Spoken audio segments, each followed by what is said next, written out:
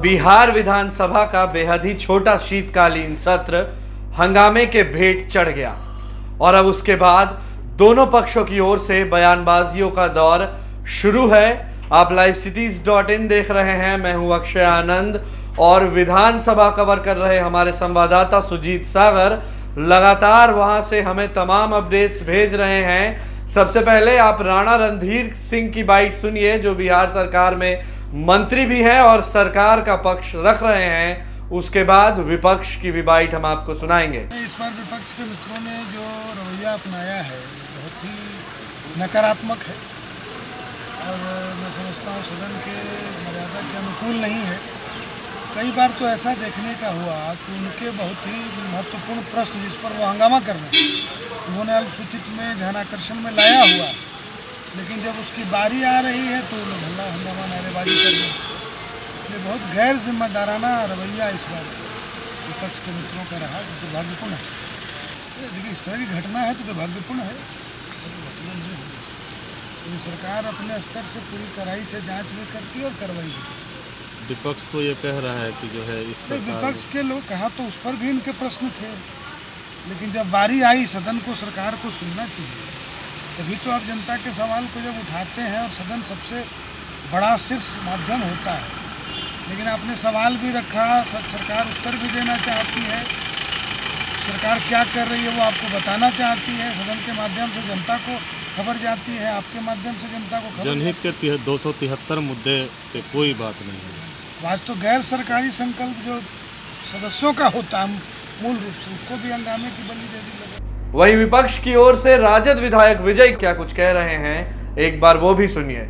लगातार शीतकालीन सत्र में हम लोगों ने ईमानदारी पूर्वक जो जनहित का मामला था उस मुद्दे को उठाने का काम हम लोग किए, लेकिन सरकार के लोग जो है हमारे बातों को और जनता के हित के बातों को सुनने के लिए तैयार नहीं थे।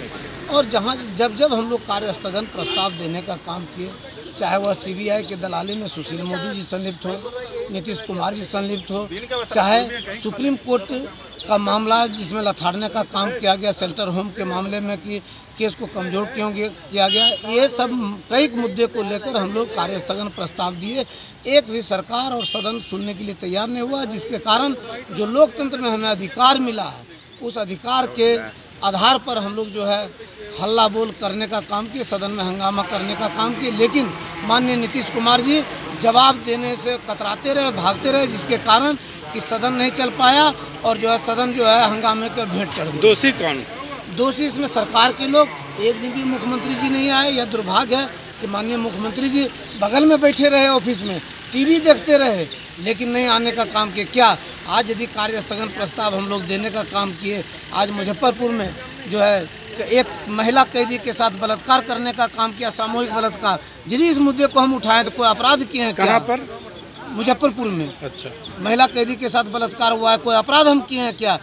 इन मुद्दों पर भी नहीं सुनने के लिए तैयार है। यानी बलात्कारी सरकार बलात्कारों करने के लिए बिहार में छूट दी है। जिस तरह से 34 बेटियों के साथ बलात्कार हुआ और केस को कमजोर करने के लिए ये उतारू है, इसीलिए बलात्कारियों का मन बढ़ रहा है और दिन दहाड़े सरकार के संरक्षण में भी रहते हुए, जेल में रहते हुए भी हमारी बेटियों के साथ बलात्कार हो रहा है और ये लोग कान में कड़वा तेल देकर सोए हुए हैं। बीजेपी नेता कह रहे हैं कि दैनिक भत्ता नहीं लेना चाहिए जो लोग हंगामा करते हैं उनको। बीजेपी वाले छोड़ रहे हैं क्या? उनको कहिए छोड़ देने के लिए। नहीं, जो बोल रहे हैं ये अनर्गल बातों का हंगामा कर रहे थे उनको नहीं लेना चाहिए। हंगामा कर रहे थे उनको नहीं लेना चाहिए, और जो सदन में जवाब नहीं दे रहे थे, जिनको दायित्व मिला है पिछले दरवाजे से, चोर दरवाजे से आप सत्ता में आए हैं, फिर भी आप जवाब देने के लिए तैयार नहीं हैं। आपको शर्म से जो है एक पैसा नहीं लेना चाहिए। तो हंगामे के भेंट चढ़ा यह शीतकालीन सत्र, मांग उठ रही है कि इसे 7 दिन एक्सटेंड किया जाए, मगर अभी तक मिल रही जानकारियों के अनुसार ऐसा नहीं होने की संभावनाएं ज्यादा लग रही हैं।